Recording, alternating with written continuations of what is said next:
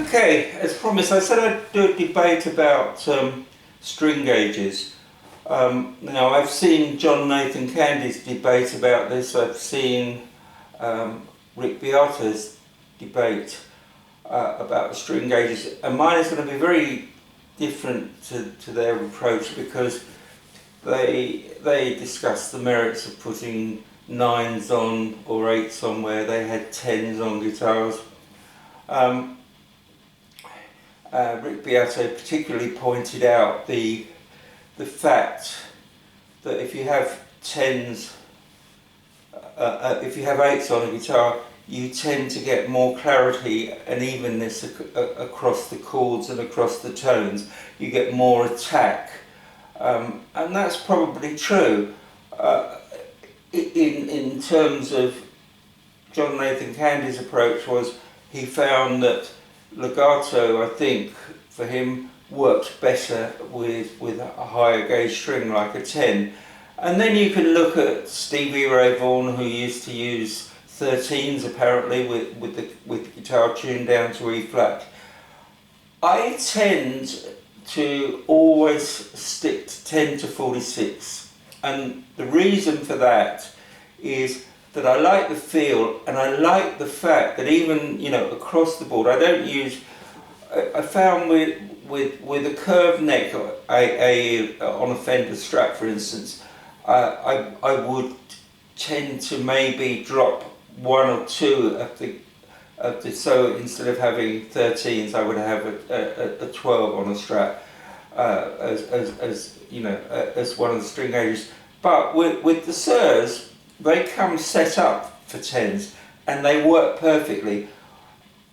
Gibson tend to use 10s on all their guitars. So on my Les Paul I have 10s, on my 335 I have 10s. I know people go up to 11s, but I found that I can manage the whole balance of what a 335 will do, from jazz to blues to everything else, with 10s on. There is also this thing that the scale length that Gibsons have makes the bends slightly different. You get used to that, as you would have, because Rick Beato pointed out with having 8s, you get used to having lower tension. But I just don't find that lower tension, that clarity, works so well with Legato. What I'm going to Also, if you like this video, please like and subscribe, because it will help me in the long run put more stuff up on YouTube, because I might get something back in terms of some monetary rewards from it in the first place. So what I'm going to do is start by playing on a backing track on a Cirque classic, and I'll go through with a slight amount of drive on it, reasonable, and I'll go through the tones. But what I want you to really, if you can, pay attention to the harmonics and the legato and how well it works with 10s. Then I'll change to an SG, and I'll have, and you'll hear the 10s on that, and you'll hear how the harmonics are virtually, they come out exactly the same, whereas obviously if you put 9s on or 8s, there's more on the top. The interesting thing about players who have 8s, you can think of Alan Holdsworth. He's got a lot of things on the tone, but I couldn't, he doesn't play lots of rhythmic chords. He tends to sustain over the chords. Again, Malmsteen, it's very driven and very staccato picked. But as I said, I'm aiming towards legato. So my take on this thing is, if you've got a string gauge across electric guitars, use the same gauge on all of them if you can. Obviously on an acoustic it's different, because the whole signal chain works straight directly to the sound hole. Let me just put this backing track on, and I'll jump between the guitars, and you'll hear that the sustain and everything is there.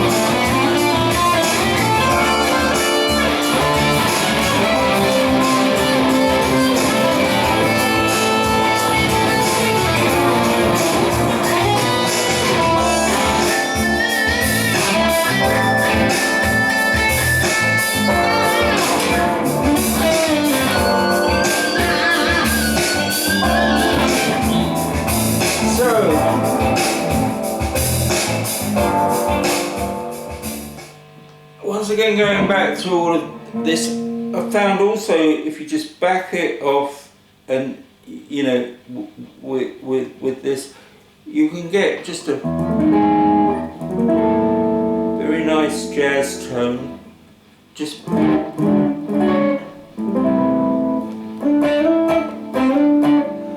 that's just using the volume and tone controls on the guitar. So if you liked this, or if it was informative, please like and subscribe, as I mentioned hopefully earlier, because it does help the channel in the long run. But my take on it is, if I'm using an acoustic, because the whole signal chain goes, let's forget about it being an electric acoustic, the signal chain goes from the guitar neck through the into the sound hole, and then it's expressed out. You've got a completely different signal chain with an electric guitar, because what you have is the guitar is then, well, you know, so the sound becomes through the neck, but then it goes through the pickups, which then send a signal through whatever effects that you've got. It then goes to an amplifier, which converts it into a different, it gives it the sound that it does, and then it's projected out through a speaker. So there's a whole signal chain involved in that. And when you're trying to get harmonics out of stuff or legato, with legato, what you want is the signal chain to be bright, but defined. Now, Rick Beato says that the signal chain is more defined with lower gauge strings, and I do tend to agree with him, but it's still a thinner sound than I'd ever want, as I mentioned earlier. So my thing was to just get the guitars to work, whatever I use, using 10s across the board on all of them. So the 335, the Les Paul, the SG, the Sir Classic and the Sir Modern all have 10s. And try and, you just get used to the slight differences in tensions, because obviously if you've got 22, 24 inch necks, you've got 24 3/4 on the Gibson type, 25 and a half on the two Sirs. If I move to an acoustic, I use 12s. Obviously, that's different whole different ball game.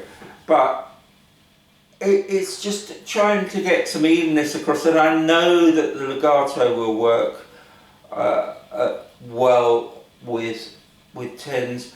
I know that the bends will work, and the harmonics will pretty well always be within the same frequencies that I'm used to. So that's my take on string gauges. I hope you enjoyed the video, and I will do another one soon. Thanks a lot.